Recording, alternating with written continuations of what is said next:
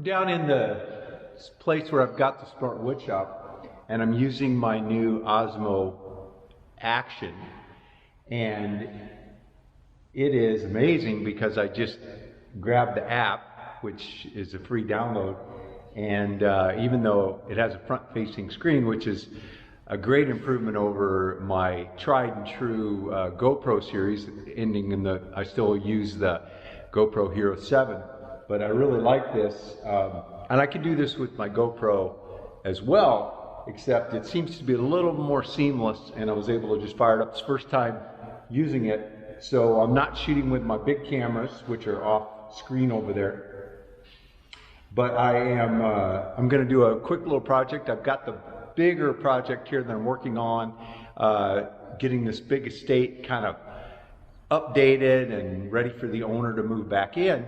And of course, I'm going to be moving my shop stuff out. But I've got a lot of little projects amongst the big stuff. We're repainting everything, resurfacing the tennis court, putting up a basketball hoop, remodeling some of the interior, just lots and lots of things, redoing the pond, the falls, getting pumps updated, and just a lot of maintenance done that's been kind of just let sit for a long time. And so now getting it all done. I have little projects that I'm doing myself, as well as having all the guys doing all the big stuff. So I've got a little cedar surround I need to replace on a dryer vent that was pulled out because the dryer vent got sort of clogged up with lint. So I'm going to create a new little surround, and I'm going to put it together with screws, and then I'm going to screw it in so that in the future that could be pulled off and the vent can be pulled. There's just no way to stop the lint from building up over time. So a couple times a year it'll be able to be pulled down rather than cutting caulk loose and pulling nails loose.